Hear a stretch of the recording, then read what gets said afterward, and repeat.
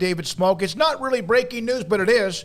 We expected eventually that Houston, Cincinnati, and UCF would be a part of the Big 12 at this time next year or a little bit after that, in early July of next year. We knew Brigham Young would be, but today it became official. The American Conference and Commissioner Mike Aresco saying that those three schools are on their way to the Big 12. There will be an $18 million buyout. Various structures of how they'll do that. We will hear from writers who cover Cincinnati, UCF, and also Houston here in just a few minutes as well. So this is just one step closer. A couple of notes. I did see this.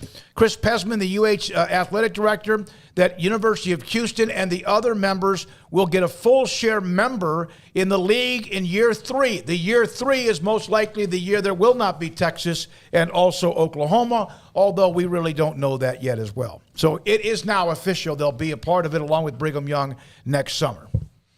Yeah, it's again, we're kind of waiting on it. I was curious to see what the final figure was, and it looks like it's like what, $18 million. Yep. So that's what it's going to take to buy it out. And, some reports that Texas people believe that it would be more realistic for them to leave in 2024, but I would assume that their number would be I know their number would be well over $18 million if they left, and I still don't see any benefit to Texas and Oklahoma paying a bunch of money to get out a year early. Like, are you going to – is the SEC going to make that money back? Is the, ESPN going to make that whole enough to where it wouldn't be just, why not start it in a year?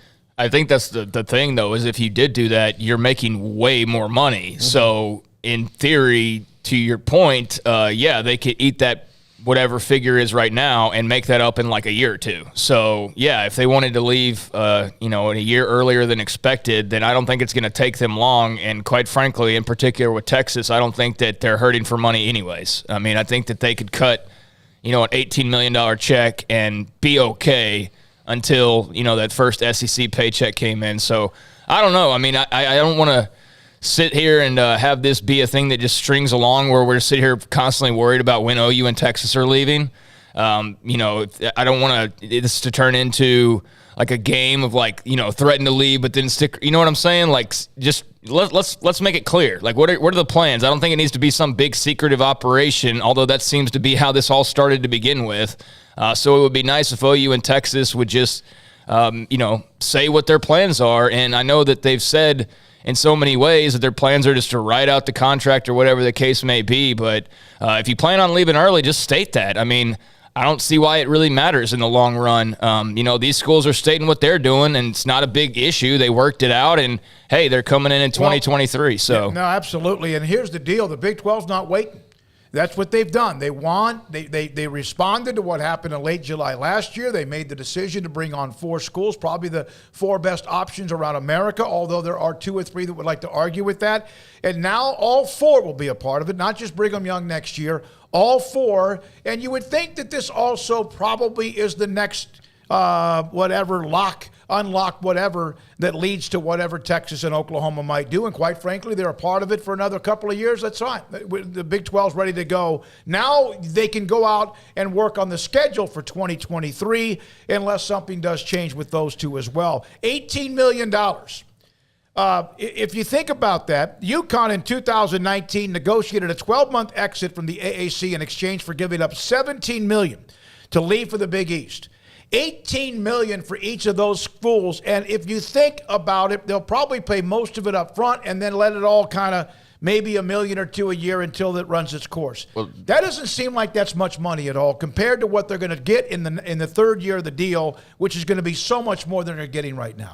Yeah, I think they're going about it different ways because I saw a couple of different officials announce what they were going to do, but one I saw, and I can't remember who it was because I was at a stoplight, so they're going to pay $10 million. It might have been Houston. I don't know. It was Houston. Play $10 million, and then they'll pay like the remaining $8 million over like 5 years. And so that's what they're going to do. And I don't know about everybody in particular, but I think everybody's known this has been coming. So I'm sure everybody already has a plan as to how they're planning on paying this $18 million figure. But when you think about the fact that UConn would, I mean, no football team to speak of. They had, there was one, but it's not one that you focus on. You focus on basketball, men's and women's with UConn.